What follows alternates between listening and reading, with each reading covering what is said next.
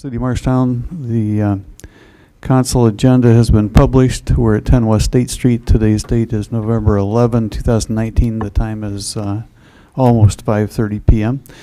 I give a notice to the public that the mayor and council welcome comments from the public during discussion of the agenda items, requiring speakers to state their name and address in the microphone for the record and limit the time speaking to 3 minutes or less so that others may speak. All speakers shall speak clearly and direct their comments to the mayor and council and not to any councilor specifically. It's at the discretion of the mayor and the council to respond to specific questions and comments or to have the staff respond to during the meeting. We've been called to order. Those who are able, please rise for the Pledge of Allegiance. I pledge allegiance to the flag of the United States of America and to the republic for which it stands, one nation, under God, indivisible, with liberty and justice for all.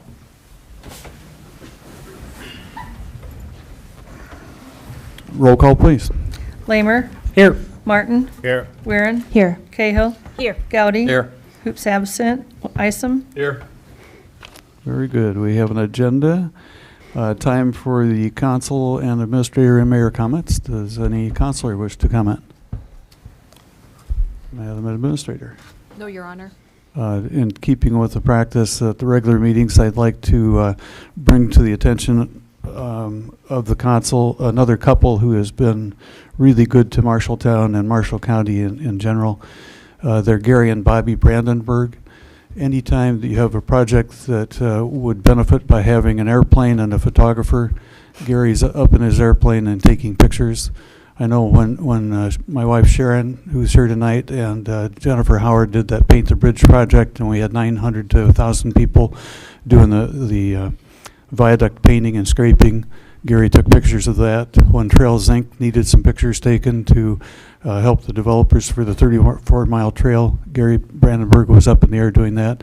He did a wonderful job as the conservation commissioner here. His wife Bobby's been in the medical field, and they may not live in Marshalltown, but they're only 6 miles away, and they've really been good for the town. So I just wanted to point out the nice volunteer work that we've gotten from them for many years.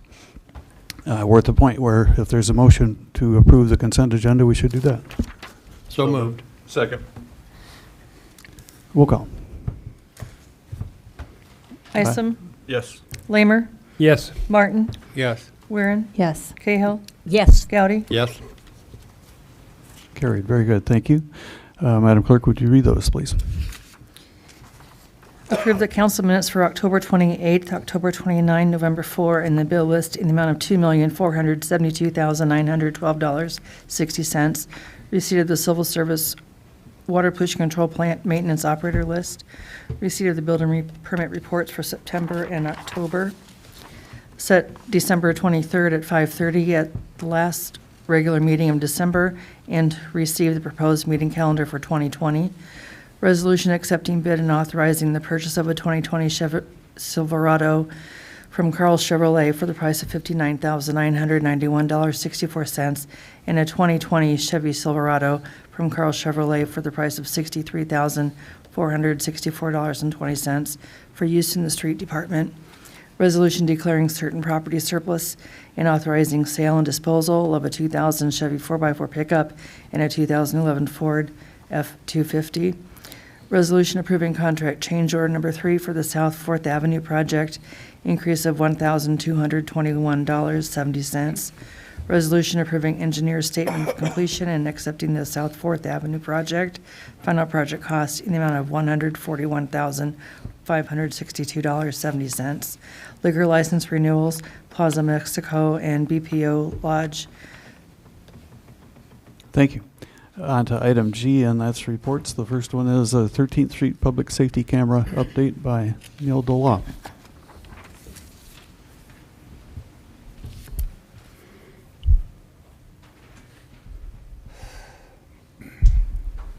Good evening, Neil Delaw, 1504 Brentwood Terrace. I'm the, as you go, 13th Street Board President, and I'd like to report that we have successfully had the public safety cameras in the district installed and commissioned. So we've worked great partnership with City of Marshalltown, Marshalltown Police Department, Marshall County Crime Stoppers, Raycom to help get this project done. And, without your support, we were able to get this done. There's 3 cameras. They watch over the Summit Street and 13th Street intersection along that corridor, the Park Plaza where Echo is and all the parking, and then also a camera that points southwest over the futsal courts and kind of into that park. So we've got good coverage of what's going on in the district. If something were to happen, we've got good eyes. We've got a great partnership with the key stakeholders. And I also wanted to report some other things that we're doing since I'm up here. We're a great organization that likes to work with great partners. So we've done a lot with the City of Marshalltown. So thank you for your support with supporting our Harvest Market open container. It was a great event. There was a lot of people there. We estimate about 2,000 people throughout the night. We've heard people from not only Marshalltown, but surrounding areas like LeGrand, Beeman, State Center, Laurel, that came and enjoyed the food trucks and the live music, and it was beautiful weather. So thank you again for the support. It really made a difference in the event for that open container and having that area, people walk around freely. There was no issues to my knowledge that was reported to me. So another great thing about the cameras, huge thanks to the Raglins, since we had the 3 cameras mounted on their building. Again, also great collaboration with the City of Marshalltown. Again, thank you for your support for putting the West End Park project forward. I think that's going to be great. It's going to be a great partnership with 13th Street District and the City of Marshalltown. With that, that's my update of the 13th Street District. Any questions? Questions or comments? That was quite an event. That really was fun. Yeah, it was great. Yeah. Thanks for the Thank good you. report. Thank you. Appreciate it. On to resolutions. Madam Clerk, would you read the first one, please? Resolution endorsing Community Catalyst Building Remediation Grant applications for 105 West Main Street, 4 East Main Street, 201 East Main, and 107 North Center Street. I move for approval. Second. Thank you. Discussion or comments up here? Just to kind of remind everybody of what this is, the state of Iowa, Iowa Economic Development Authority granted the city $1 million in Catalyst building remediation grants dollars for us to then sub-grant out. And there's a committee that consists of Councilmember Cahill, Jeff Rasmussen of Bergman Accounting, Cindy Slingoff with Farmer Savings Bank, and Mike McCarty with Emerson Processing, along with Deb with the MCBD, and Martha Green, our historic architect, Jenny Etter, and then 2 individuals with the Main Street Iowa program at IEDA. And so it's taken a while to be able to get to the point where we had projects that could be in a full application phase. And so we have 4 before us tonight that are in that phase and are being recommended for funding. And I'll just kind of run through them very, very quickly, just so you have an idea. A recommendation of $75,000 for McGregor's Furniture for the building restoration project that totals more than $1 million. A $250,000 recommended funding for Zamora's Fresh Market for a facade and exterior restoration that is more than $1 million project. $75,000 for a building restoration for Marshalltown senior residences, which their total project is a little bit more than $3.4 million. And then $250,000 for Jose Regalado's new grocery store and restaurant, which is a more than a $3.6 million investment. So if you approve this resolution endorsing these projects, we then send that on to the state of Iowa with those 4 full applications, and then the state of Iowa scores them. If they fit into the scoring criteria, then that means that everything's a go, and we can come back and do some agreements for that funding. So that's kind of the process that lays ahead of us. It is a total of $650,000 of the $1 million that is being recommended to be awarded tonight. That would leave $350,000 for approximately 4 or 5 pre-applications that have not made it, or that are not in a full application phase at this point. Questions or comments by the council? So, this seems to fit, these projects they do fit the criteria as far as we're concerned, this committee's concerned. This is the type of thing you were hoping would come up. Yes, so the scoring, we're using the state scoring criteria as well, and 30 of 50 points was based on project impact. And when each of those projects was reviewed, it was determined that they had a significant project impact. Thank you. Others? Public comment? Roll call. Martin, Yes. Weirin, Yes. Cahill, Yes. Goudy. Yes. Isom, Yes. Lamer. Yes. Carried. Thanks to the committee that's been working on that too. That's not easy stuff to do. Next item, please. Resolution authorizing the city to submit a U.S. Environmental Protection Agency Brownfields Assessment Grant. Motion to approve? I move for approval. Second. Discussion. Michelle Sponheimer, Housing Community Development Director. So the EPA puts out a notice of funding availability grant applications for various activities, one of which includes brownfields assessments. And so this can include looking at hazardous substances and petroleum substances in a community wide assessment. And so we are looking at applying for this grant with the EPA. It's due December 3rd. The total grant request would be $300,000, and that'd be broken out into $200,000 towards hazardous substances and $100,000 towards petroleum. We have to identify some kind of key areas, and we're going off of our Highway 14 study plan and our downtown plan as kind of target areas, as some of those catalyst projects that were identified throughout both of those plans that overlap, that those are areas that we can do some further assessment in an effort to try to prepare for future development. So it's not that we have something necessarily right there ready to go, but we know that environmental reviews are a big part of development. And so this is a way to assist in funding through that process on properties where the owners are willing to participate in that process to identify what hazards may be at a property, so that we're further along the line when a developer does come forward, we know kind of what is at play and an owner knows what's at play in terms of trying to clean up an area if needed.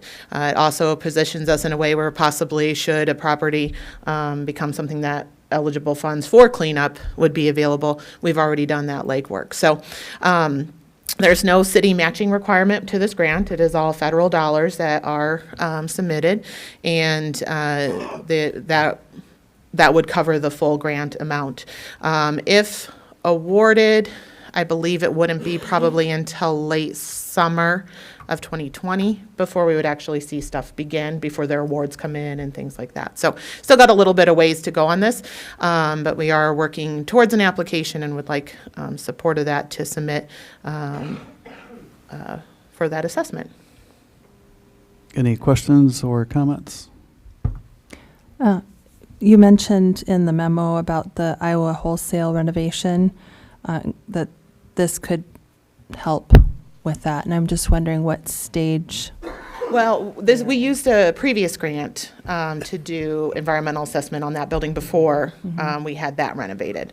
So although we probably wouldn't be doing any assessment on it currently, it was the previous. Were helpful. Got it. Yeah. Yes. Not would be helpful. Yes. Were helpful. Yeah, Okay, but we do thank have you. a lot of downtown locations, obviously where we have seen properties demolished or will see properties demolished. So there's still the potential there for other sites that we may want to do some investigation on. We're intending to focus on 3 census tracts, one of which includes our Opportunity Zone census tract, because again, that would be an area which is hopefully prime for development with the Opportunity Zone. So it includes basically the downtown, the Highway 14 corridor, and then kind of our industrial area as the 3 focus census tracts. Other questions or comments? Any public comment? Roll call. Isom, Yes. Lamer, Yes. Martin, Yes. Weirin, Yes. Cahill, Yes. Goudy. Yes. Carried as well, thank you. Would you, when ready, read the next resolution? Resolution setting date for public hearing on an agreement for economic development consulting services with the Marshalltown Area Chamber of Commerce, including economic development payments in an amount not to exceed $250,000. Entertain a motion. So moved. Second. Discussion? Yes, to give you some background on this, this kind of has a lot of moving parts that have come together. One, as of July 1st, the Chamber of Commerce is basically all of the entities that previously existed. So typically, each year, we would make a $50,000 payment to MED. MED is now part of the Chamber, so that's why it says the Chamber there in relation to Economic Development Consulting Services. That $50,000 payment has come from tax increment financing from Urban Renewal Area Number 3, which is the south side of town. We amended that urban renewal plan and included that authority in for this in that plan back in, I think it was June. And so we put that in there for amount not to exceed $250,000 over 5 years, which is the total authority. As I talked with Bob Jostin, our attorney, on this, he advised that if we do an agreement that then still has an annual appropriation clause in it, it is still up to the council as to whether or not you appropriate that, but we do an agreement for the full authority. I apologize that there is not an agreement attached. There's been some moving schedules where Len and I weren't able to quite get together on things. Much like the hotel motel tax agreement, this one is looking very different in that we're trying to identify a scope of work that we can all agree upon, that basically puts data out there, make sure that you all have the data needed about what's going on in the way of economic development to make annual funding decisions, since this would be an annual appropriation. And so I think that it could be almost as close as the end of this week, where we'll have a workable draft that would be in your packet on the 25th that I will get out to you as soon as possible, as soon as we have that framework pretty well agreed upon. And again, this is just to set the public hearing date. Correct. And the public hearing would be held on November 25th. Okay, thank you. Any questions or comments by the council? Public comment. Roll call. Gowdy, Yes. Isom, Yes. Lamer, Yes. Martin, Yes. Weirin, Yes. Cahill. Yes. Thank you. Carried as well. When ready, please read resolution, the fourth one. Resolution awarding Lansing Brothers Construction the bid for asbestos abatement and demolition of 2 tornado-damaged properties. Move for approval, Your Honor. Thank you. I'll second. Discussion?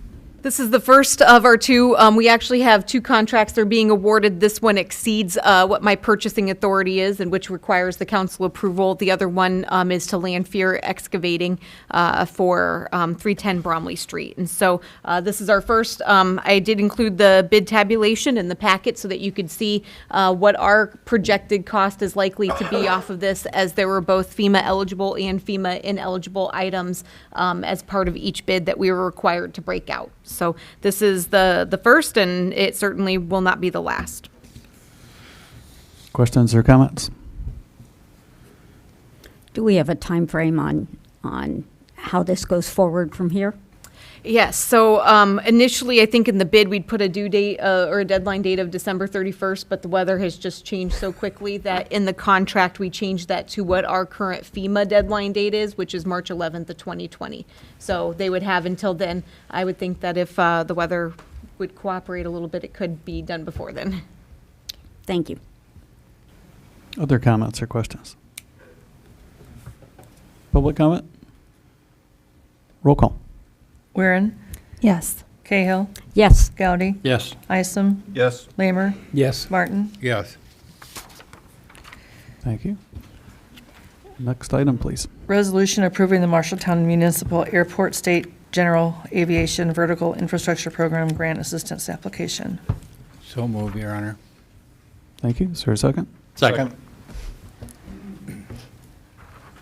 Discussion. Good evening, Justin Nickel, Public Works Director and City Engineer. Some more good news. This is $150,000 worth of general vertical infrastructure grant money from the Iowa DOT for use for our airport terminal project. I'd be happy to answer any questions.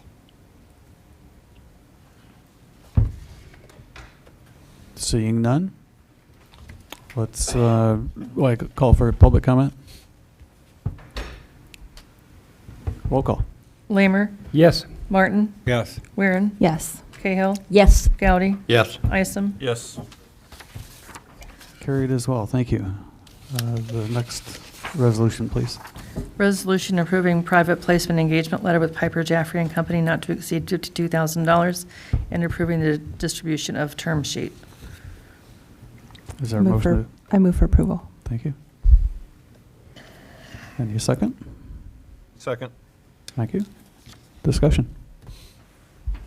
Good evening, Diana Steiner, Finance Director. Talked about this over the last numerous meetings. All we're doing is refinancing our 2012 and 2014 sewer revenue bonds. Today, there is an engagement letter with Piper Jaffray to be our placement agent, which is our negotiator to find the best price we can on our interest rates. And then you're also approving the term sheet that is distributed to the investors. This is just a refund, that's all? Right. Okay. Other questions or comments? Public comment. Roll call. Isom, Yes. Lamer, Yes. Martin, Yes. Weirin, Yes. Cahill, Yes. Goudy. Yes. Thank you. Carried as well. Now to the seventh item, please. We have 3 resolutions for change orders. Would you like me to read them separately or one big motion for all 3? I would suggest all 3 unless somebody up here objects. Yes, do it. Pardon? Was that an objection or not? No, Okay, good. do it. Thanks. This All will be our three. last time. You don't want to separate. Oh. I'll probably have just jinxed ourselves, but I hope this is our last group of change orders. We all look at the amounts to determine whether we need discussion or not. Okay, first resolution, change order for steel for Central Western Fabricators, increase of $1,901.43. For general supplies for Garland Construction, increase of $16,169.56. Membrane roofing and wall panels for Black Hawk Roof Company, an increase of $2,719.50. So that would be resolution 297, 298, and 299. Move for approval, Your Honor. Second. Discussion? So I already gave away the big secret, but I hope this is our last batch of change orders for the police and fire facility. The first one for Central Western Fabricators was a modification to make sure that our sunshades that are on the exterior of the building are structurally sound and hold on to the building, don't rip off of our brick facade. The Garling change order, an increase of $16,169.56, was again delays due to the masonry situation. And the Black Hawk roofing change was shall we call it a design overlook. If you've been standing in the workout room above the training room, you can look out and see that there is some exposed grout in the holes of the masonry units as they sit vertically. It doesn't give a very appealing aesthetic appeal. Doesn't give any aesthetic appeal. So we ask that they find a solution to cover up that grout. Be happy to answer any questions. Are there any?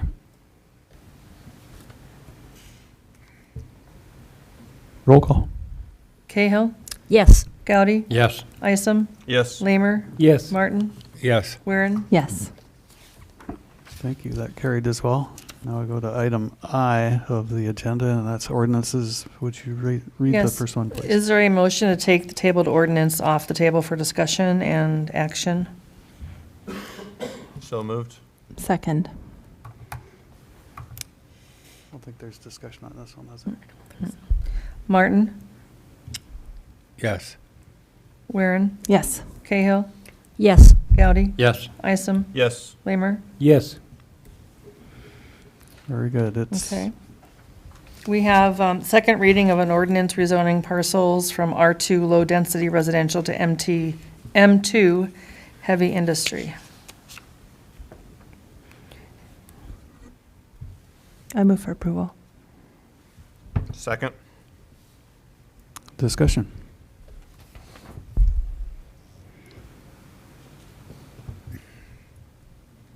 This is the second time it is, or third time it would be before you, as we did table it at the last meeting. And so I believe Michelle updated the memo that was in the packet. Just here if you have any questions.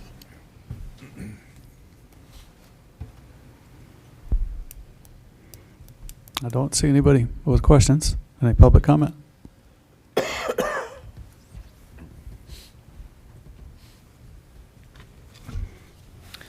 Good evening. My name is Michael Marquez. I'm an attorney, and I'm here on behalf of Patty Martin. She resides at 817 North 5th Avenue. She and several other members of the public are here this evening to voice their opposition to the proposed change. It's a very dramatic change from agriculture to heavy industrial, or from R2 to heavy industrial. And what they want to avoid, understandably, is the massive increase in traffic, in industrial machines coming through the area. As we understand it, the proposed route to this rezoned area will cut essentially through Ms. Martin's front yard. This directly impacts a large residential area, and the residents can certainly speak more to it on the individual experience than I can, but many of them, as I say, are here this evening and are very concerned about what would go in then to this area for industry and how it's going to impact their lives on a daily basis. And they're very concerned for their safety and that of their neighbors. So if I could ask, just by a show of hands, of who's here this evening in opposition to this. So it gives you an idea at least. But thank you. We appreciate your consideration. Thank you. Any other public comment?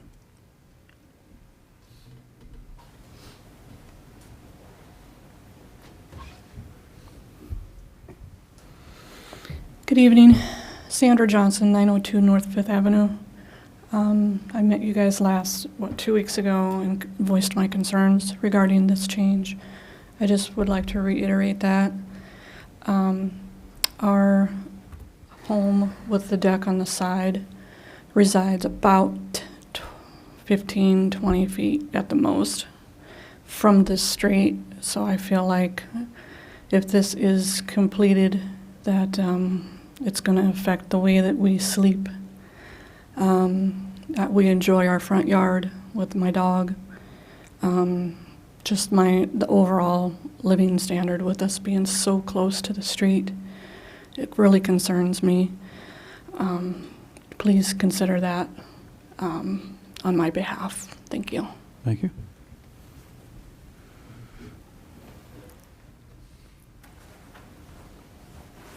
Hi, I'm John Scigliano. I live at 902 North 5th Avenue. This also is going to impact us because during the summer months, a lot of people walk to the park. And you have all that traffic coming through there, you're going to miss out on that. People aren't going to want to come to the park anymore. And plus, if you have semis coming down our street, I drive a semi. And a lot of semi drivers don't care, and they'll use their Jake brake coming through our neighborhoods day and night. They don't want to wear their brakes out, so they'll use their Jake brakes. Can you explain what that means? A Jake brake is engine dampening. What it does is it slows the truck down by using a downforce in the engine, and so they save on their brakes, and it doesn't really hurt the engine any, but it saves them money on their brakes. Thank you. So I just also would like to add that there is another way to do this. If you just widen the street at 3rd and Marion and put in a turning lane there, you could avoid all this. Thank you. Thank you. Anyone else? Roll call. Isom, Yes. Lamer, No. Martin, Yes. Weirin, Yes. Cahill, No. Goudy. Yes. Motion carried. Thank you. On to the next item, please. Ordinance approving the rezoning of parcel from R2A low density to R2 low density. Second reading. Is there a motion to approve? So moved. Any second? I'll second. Discussion.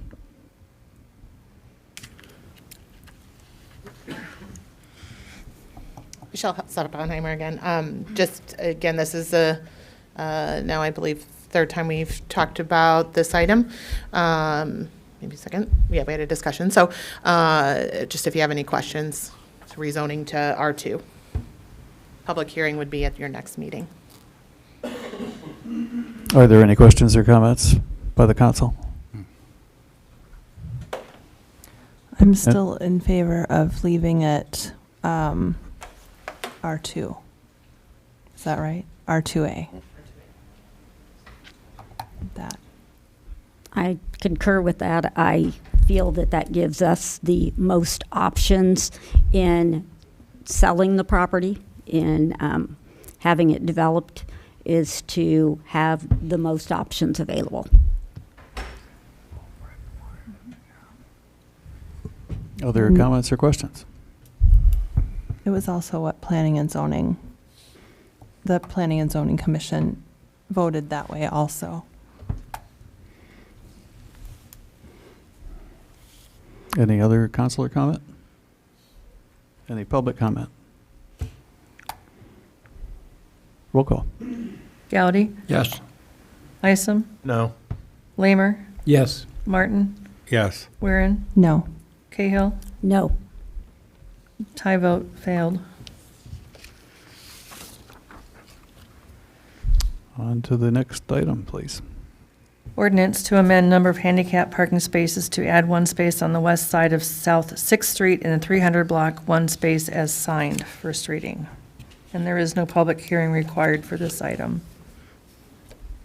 Is our motion approved first? So moved, Your Honor. I'll go Isom as the mover, Martin as the second. Discussion. Good evening. As the city clerk just read, there's not much more to this item. I received a request from the congregation for the addition of a handicap spot on South 6th Street, adjacent to the Seventh-day Adventist Church.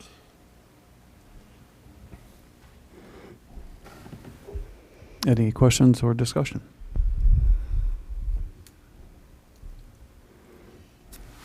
Thank you. Roll call. Weirin, Yes. Cahill, Yes. Goudy, Yes.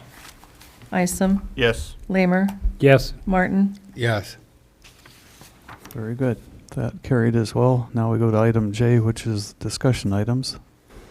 The first of which is the proposed process for disposal of 109 South First Avenue, also known as the old fire station.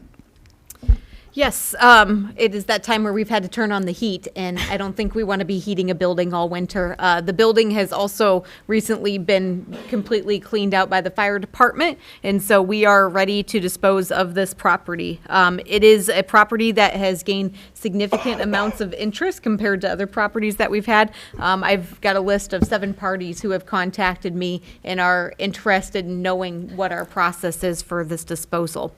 And so because this is in the downtown urban renewal area, we do have a few options that I wanted to let you know about. Option 1 being the traditional sales method under Iowa code, which is we take the best price. That one is out there. There are some things that we could take into consideration with that as well, being that there is a boiler in that building and a generator with that building that would have reuses in other city facilities and could offer, us savings depending upon how that would work or a future reuse would work. So, for example, if somebody was purchasing the building to just demolish it, there would probably be no reason why we couldn't have those 2 items, which would then save us money on another project. So the second option is the one that we used a few times here about a year ago, related to selling a property for the Senior Citizen Center as well as the police station, which was giving asking for a request for proposal. And so looking at how someone was proposing to use the property versus just a dollar amount. And so there are things then that you can identify as priorities within that process as well, if that would be your option. I am recommending that we use, option 2. Ultimately, that wouldn't forbid you from taking the highest price if indeed that was something that you felt was the best use of the property as well. And so option 2 just provides a little bit more leeway for your future decision making on the property. Discussion or questions? Your Honor, I understood that they put extra stuff in there that you had left over from other buildings. Have you taken all that out? We are good to go. Everything has been removed that was basically stuff that needed to be removed. Okay. I would be in favor of setting a date in December and hiring an auctioneer and have a public auction, and if we got that many people interested in the building, that's the best way to get the highest bid. We know what, we could put a bottom number on it, so it has to bring more than that much money, and let's get rid of it. That puts it back on the tax rolls, and we told the people when we built the new fire and police station, we'd do everything we could to try to put these 2 buildings back on the tax roll. We didn't get the first one, but we could get this one. Yeah. That would be the easiest solution. And I had a question. Did they remove the pole? Is the pole gone? No.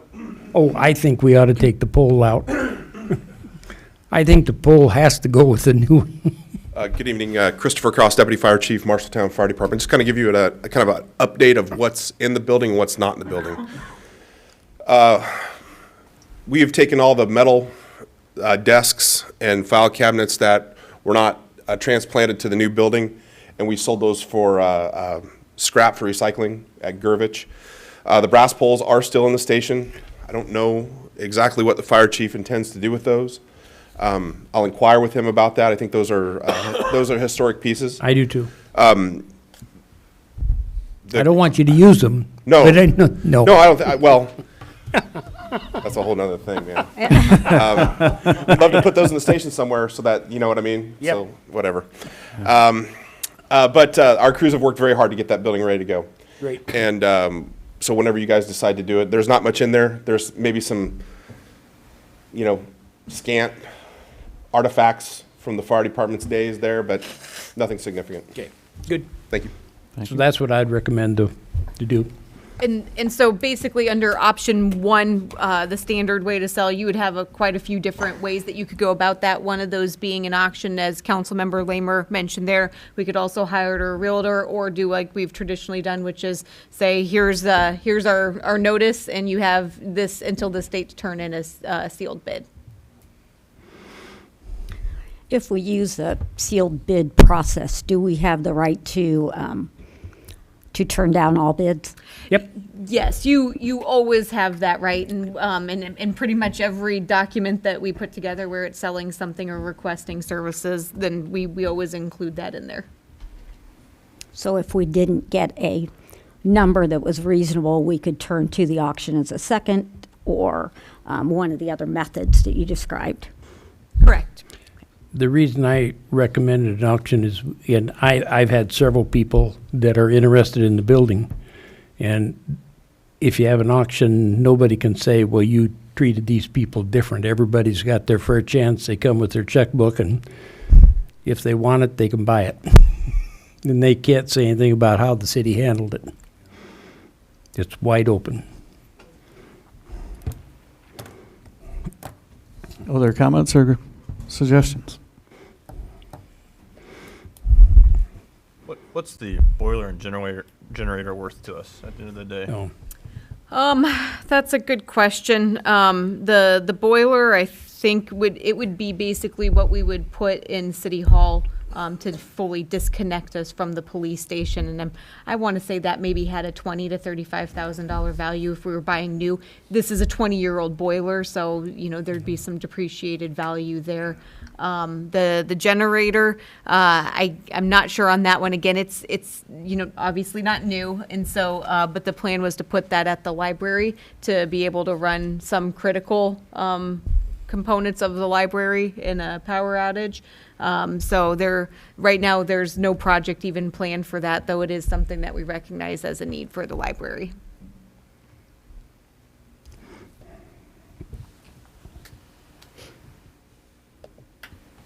Do you need a motion to direct staff? Yes, I mean, if you don't direct me, then we're going to be paying heat for all winter, and there's So no. moved. Second. Yep. I'm assuming the motion is the suggestion that you'd made By- as an auction. You bet. Get an auctioneer, set up a date since it's all cleaned out, ready to go. Set a date pretty quick and let somebody else pay the heat bill. Did the motion have a deadline? Or a suggested date? I thought you suggested a date when you Soon. first. I would request that there not be a deadline in there, because ultimately I'm going to want to find somebody who's going to give us the best rate for their Yep. services. And we've got holidays coming up where things could get pretty tricky in there, so it could be something that ends up happening in January. Oh, I think we can get it done the first week of December. You want some help? I can help you. I would say we would want to advertise this for a significant amount of time. It's just going to be getting the services of somebody in place and seeing what it is they'd be looking for a fee, and evaluating, you know, those. So there's a step to get somebody in place before we can schedule something. Going once? Any other discussion? Do you have a second, Your Honor? I thought I did. Did you get a second? Sold.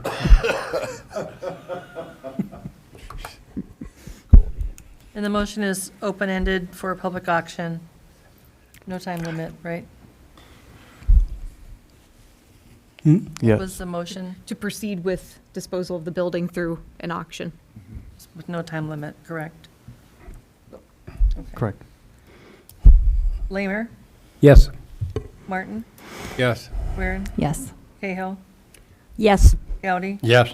Isom? Yes. Very good. Our next item of discussion is the Police Department residency requirement change recommendation. Good evening, Mike Tupper, Marshalltown Police Department. Pardon my voice, I'm losing it. So, currently, the city has a policy for police officers to live within a 30-minute drive of the city limits. That policy's been in place for many years, and I'd like to have a discussion with you all about perhaps changing that policy. Now, I will tell you, as your police chief, if I could choose and make everybody live here, I would. I'd like them to live here. Fact of the matter is, though, people have personal preferences, and they like to have some flexibility and freedom with their living arrangements. Currently, we have 42 police officers, and 14 of those officers live outside the city limits, but within 30 minutes of Marshalltown, all within policy. Now, one of the things that I'm charged with is recruiting and retaining quality employees. And you talk to any police chief in Iowa, across this country, it's getting harder and harder to find people that want this job. And it's really getting difficult to find quality people. And over the last 3 or 4 years, there have been some applicants that at least looked really good on paper, but they already had a house somewhere and they weren't able or willing to sell it. And so we lost out on those people. I think some people, that their spouses at times have challenges finding employment within 30 minutes of Marshalltown, so they have to work somewhere else. And people are looking for some flexibility so that drive times for the spouse aren't as long.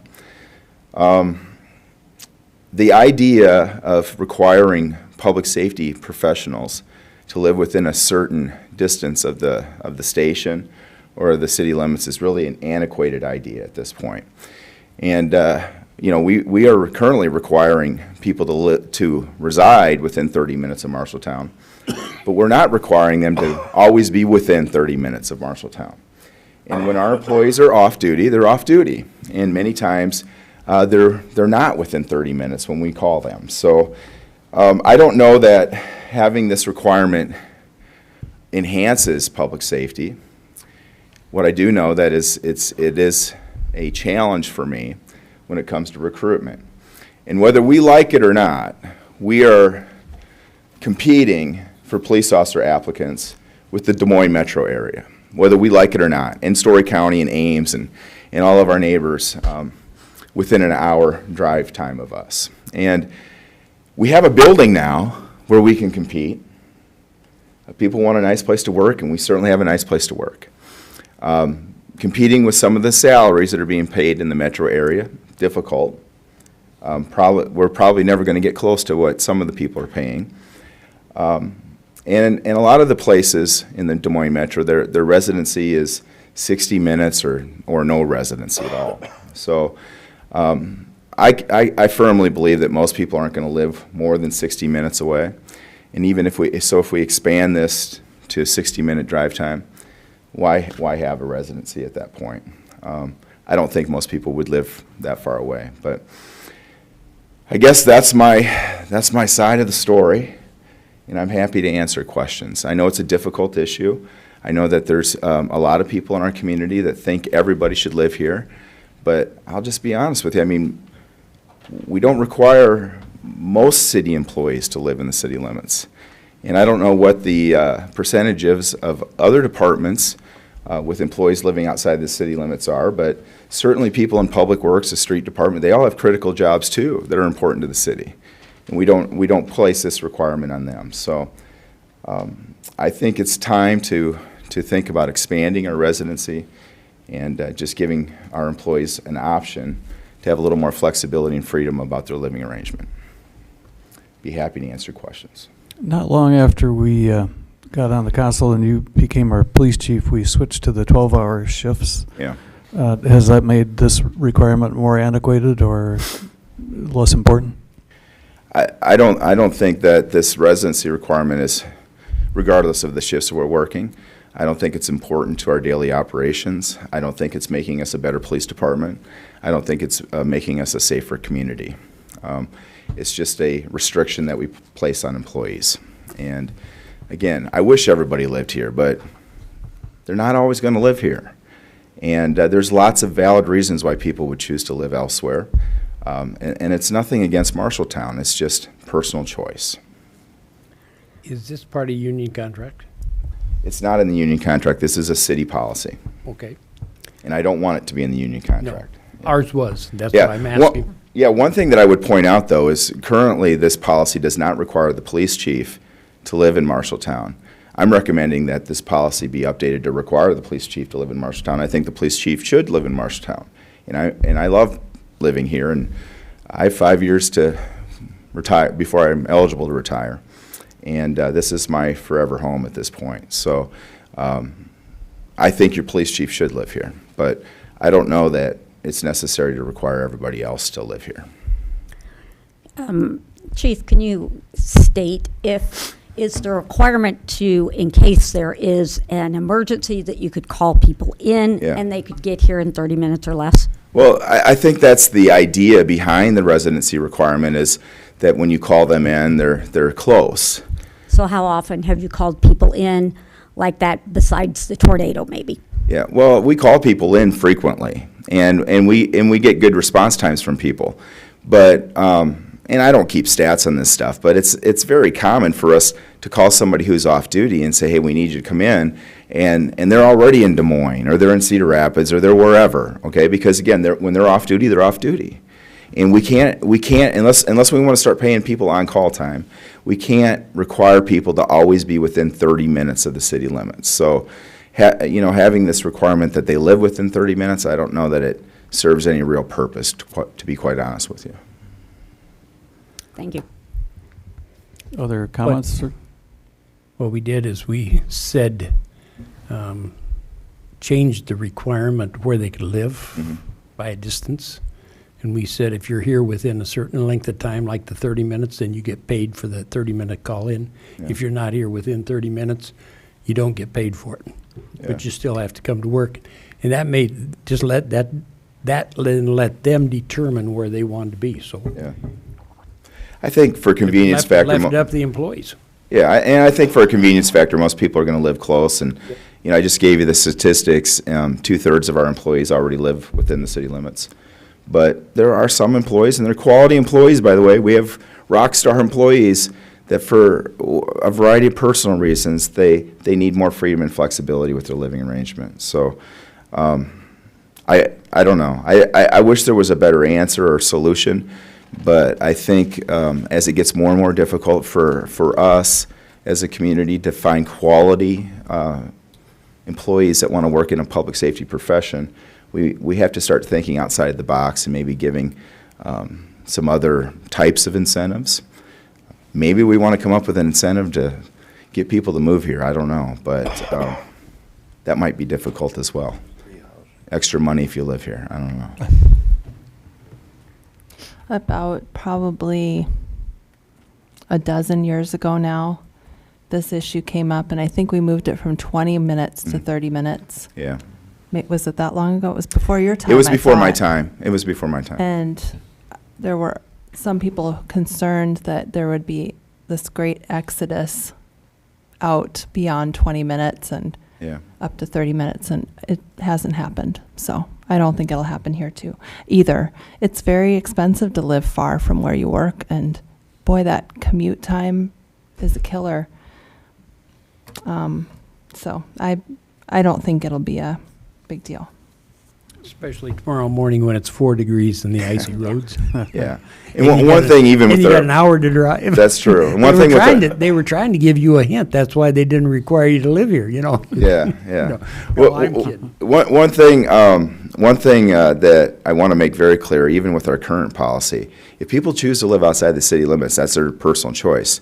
They're still expected to be at work, and they don't get to say, hey, the weather's bad or the roads are bad, I can't make it. They need to figure it out, because this is a public safety job, and we need people to be at work. So that would remain an expectation.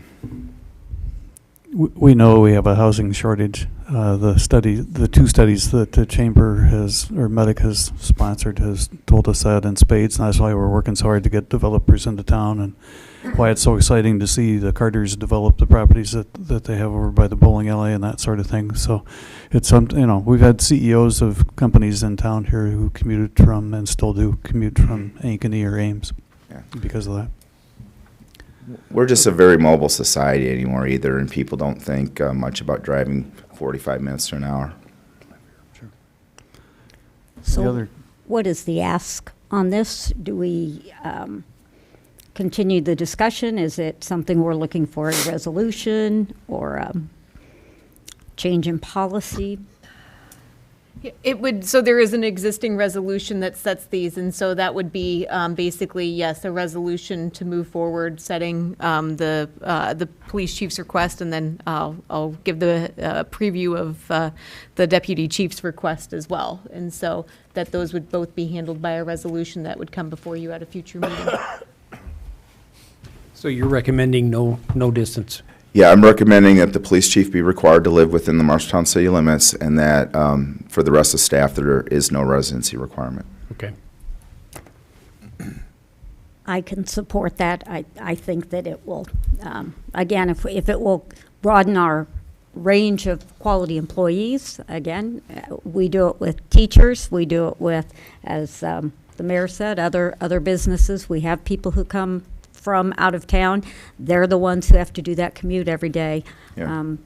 But I don't think that it limits the work that people do. And I think if it will help us get quality people and recruit and retain quality people, then we should do it. Second on that. May we take that as a motion to direct Yes, that? let's take that as a motion Okay. to accept the chief's suggestions for making the police chief live in Marshalltown, but doing away with the residency requirements for other employees within the department. Okay, second by Warren. Any other discussion up here? Yeah, just a minute. How about your assistant? I don't have an assistant. I have 2 captains. And so they wouldn't have any residency requirement, but I guess if one of them wanted to be the police chief someday, the police chief is required to live here under this proposal. So So if you're not in town, who's in charge? it depends. Generally, The 2 captains? Yeah, I'll designate one of them. It just really depends on who, maybe both of them aren't always available. So, and I always try to give them equal opportunity so they get some experience doing that. But I have 2 captains. One of them is in charge when I'm not here. Okay. They both live in town, by the way. Yeah, that's why I thought, well, they're already here. Yeah, yeah. Okay. Let's vote. Isom, Yes. Lamer, Sure. Martin, Yes. Warren, Yes. Cahill, Yes. Gowdy. Yes.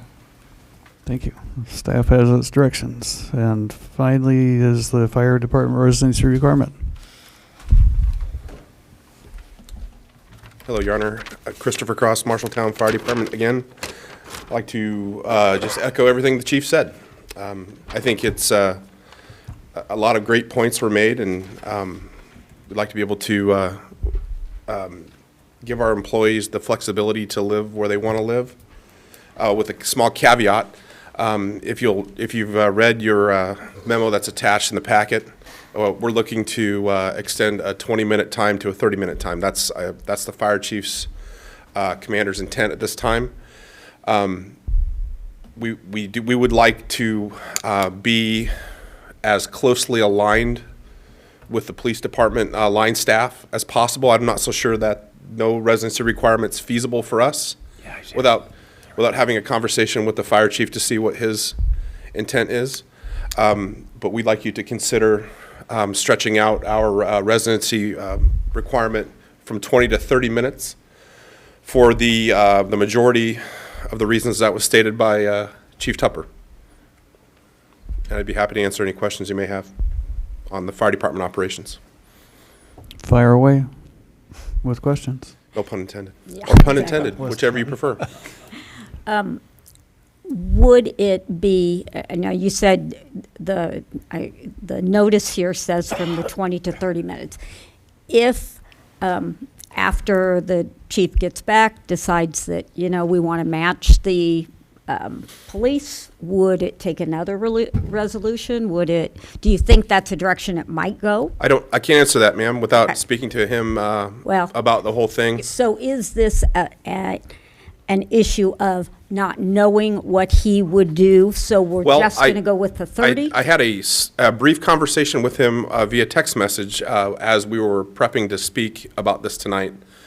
And I refreshed, or I kind of let him know what the intent of the police chief was with his line staff employees. And I said, hey, this is happening.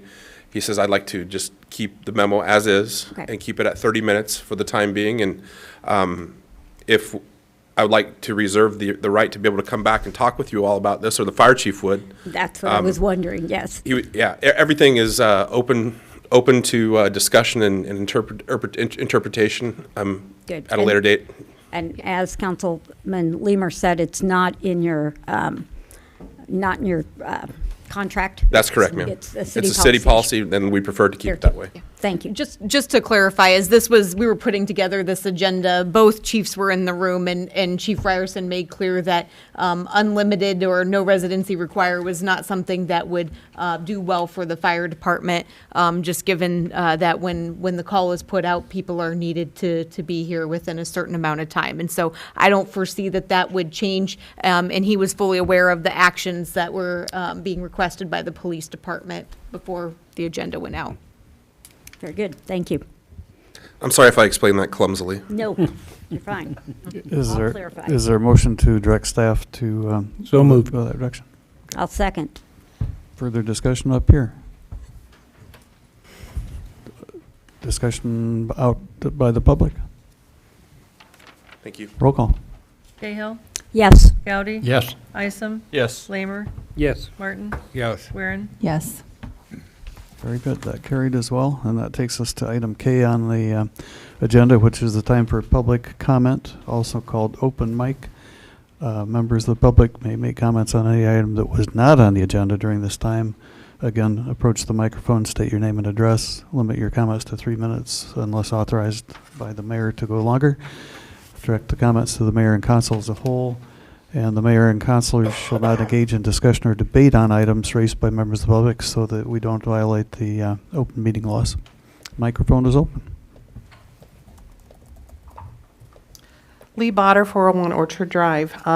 Since we didn't have discussion regarding the sale of the fire department, I was one of the 7 parties for Splash for Life that had talked to Jessica previously when there was what I would call a precedent being set with the sale of the police department. So I thank you for the idea of the public auction because this is a public asset and we do need to get the highest price for that. So thank you for doing that. A couple things though that came up this afternoon. I was doing some research. As I was doing some percentages on value of the property versus the dollars that we took for YSS. And if you recall, YSS does a great job. I totally agree with that. We were just against not selling a public asset for less than market value. A couple things that I found is there was a great article in the TR recently about House of Compassion, potentially looking at that as a site. I'm not sure how that fits in, so that's a question on how does that fit in, especially when our chief of, I think, the fire department had, I guess, approached Mrs. March regarding that issue. So I'm just questioning how that works. And then the second issue that I found is the property, which is the police department that was supposed to go to YSS. It's my understanding there's a lot of remodeling going on, which I'm anxious to see that open house also. But my question is, why hasn't it been transferred to YSS? It's still listed as City of Marshalltown, which means we still have liability for that building. So it's a question. I'm just wondering if we can find out why. Your Honor, may I respond to the House of Compassion? I had a conversation with them today, and they're looking at other buildings. They can't afford the cost of the building plus the repairs that it would take to put the building back into shape. So they thanked us for letting them take a look, but it's a little more than they can handle. And I know they contacted me first, and I put them in touch with the chief, so it went that direction. Yep. Thank you. Sure. Anyone else wish to speak?